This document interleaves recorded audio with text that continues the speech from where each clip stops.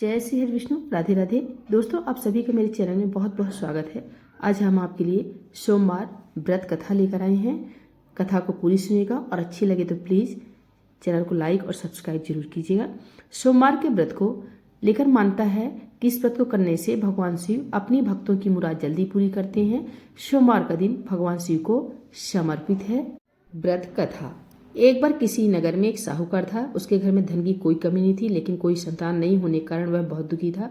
संतान प्राप्ति के लिए वह हर सोमवार को व्रत रखता था और पूरी श्रद्धा के साथ शिव मंदिर जाकर भगवान शिव और माता पार्वती की पूजा करता था। उसकी भक्ति देखकर एक दिन माँ पार्वती प्रसन्न होकर भगवान शिव से बोली कि साहूकार की मनोकामना पूर्ण कर दीजिए। पार्वती जी के आग्रह पर भगवान शिव ने कहा कि हे पार्वती, इस संसार में हर प्राणी को उसके कर्मों का फल मिलता है और जिसके भाग में जो है उसे भोगना ही पड़ता है।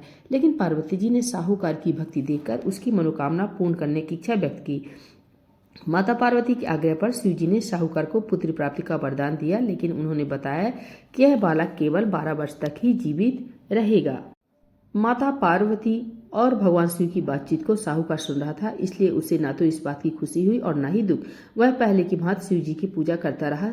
कुछ समय बाद साहूकार की पत्नी ने एक पुत्र को जन्म दिया। जब वह बालक 11 वर्ष का हुआ तो उसे पढ़ने के लिए काशी भेज दिया गया।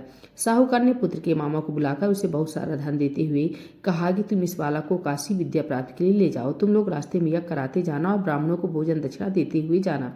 दोनों मामा भांजे इस तरह यज्ञ कराते और ब्राह्मणों को दान दक्षिणा देते काशी नगर निकल पड़े। इस दौरान रात में एक नगर पड़ा जहां नगर के राजा की कन्या का विवाह था, लेकिन जिस राजकुमार से उसका विवाह होने वाला था वह एक आंख से काना था।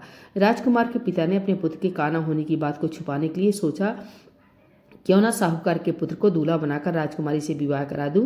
विवाह के बाद इसको धन देकर विदा कर दूंगा और राजकुमारी को अपने नगर ले जाऊंगा। लड़के को दूल्हे के वस्त्र पहनाकर राजकुमारी से विवाह करा दिया गया। साहूकार का पुत्र ईमानदार था, उसे यह बात अच्छी नहीं लगी। उसने अवसर पाकर राजकुमारी के दुपट्टे पर लिखा कि तुम्हारा विवाह मेरे साथ हुआ है, लेकिन जिस राजकुमार के संग तुम्हें भेजा जाएगा वह एक आंख से काना है। मैं काशी जी पढ़ने जा रहा हूँ। जब राजकुमारी ने चुन्नी पर लिखी बातें पढ़ी तो उसने अपने माता पिता को यह बात बताई। राजा ने अपनी पुत्री को विदा नहीं किया। फिर बारात वापस चली गई। दूसरी ओर साहूकार का लड़का और उसका मामा काशी पहुंचे। वहां जाकर उन्होंने यज्ञ किया।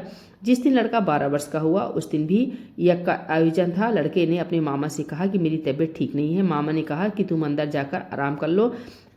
शिव जी के वरदान अनुसार कुछ ही देर में उसके बालक के प्राण निकल गए। मृत भांजे को देख उसके मामा ने विलाप करना शुरू किया।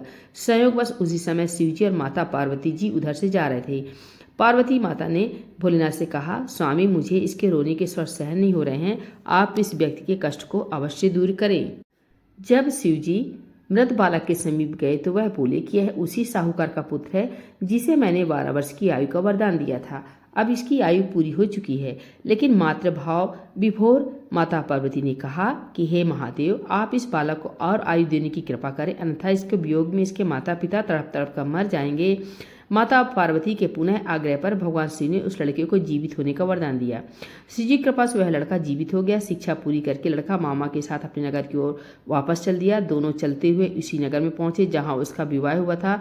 उस नगर में भी उन्होंने यज्ञ का आयोजन किया। उस लड़के के ससुर ने उसे पहचान लिया और महल में ले जाकर उसकी खातिरदारी की और अपनी पुत्री को विदा किया।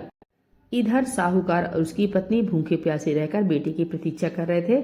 उन्होंने प्रण कर रखा था कि यदि उन्हें अपने बेटे की मृत्यु का समाचार मिला तो वह भी प्राण त्याग देंगे, परंतु अपने बेटे के जीवित होने का समाचार पाकर वह बेहद प्रसन्न हुए।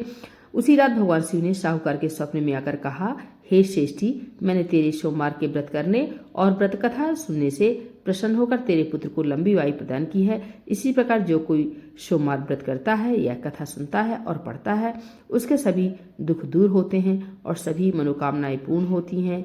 बोले भोलेनाथ भगवान की जय। माता गौरी की जय।